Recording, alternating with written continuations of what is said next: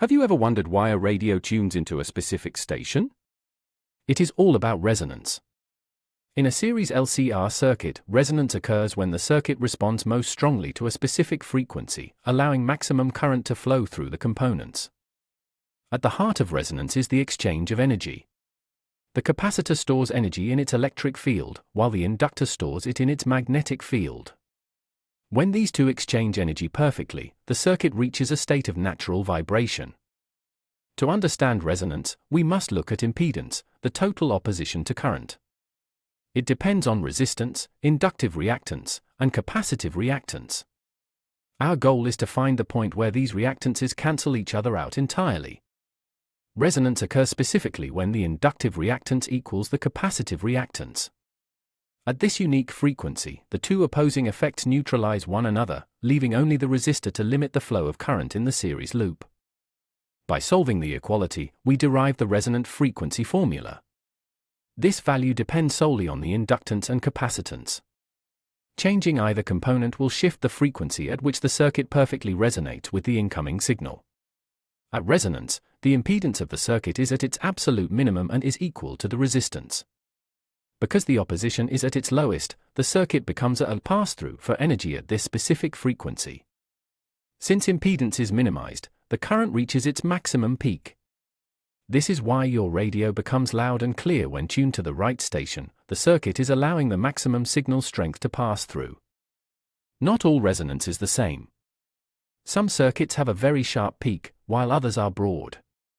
The sharpness determines how well the circuit can distinguish between the desired frequency and nearby interference. We measure this sharpness using the quality factor or Q factor.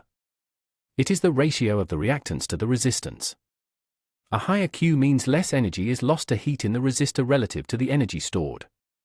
Bandwidth is the range of frequencies where the current is at least 70% of its maximum. The Q factor is also defined as the resonant frequency divided by this bandwidth. High Q means a narrow, selective bandwidth. Let's calculate. For a circuit with 10 millihenries and 100 microfarads, we plug the values into our resonance formula. After calculating the square root and the inverse, we find our resonant frequency is approximately 159 Hz. Now, let's find the Q factor. We first find the angular frequency, then multiply by inductance and divide by resistance. A Q factor of 2 tells us this circuit is moderately selective but has significant resistance. Notice the difference. By decreasing the resistance, the peak becomes much sharper and higher. In radio design, we strive for high Q factors to ensure we only hear one station at a time without overlap. An amazing property of high Q circuits is voltage magnification. At resonance, the voltage across the inductor or capacitor can be many times higher than the source voltage, multiplied exactly by the Q factor. To summarize, resonance happens when reactances cancel out, allowing maximum current. The Q factor tells us how pure or sharp that resonance is. Higher Q means better selectivity and lower energy loss. Here is a quick check: if you double the resistance, what happens to the Q factor?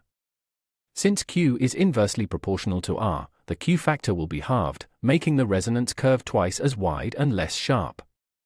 Generated by Vision Solve AI.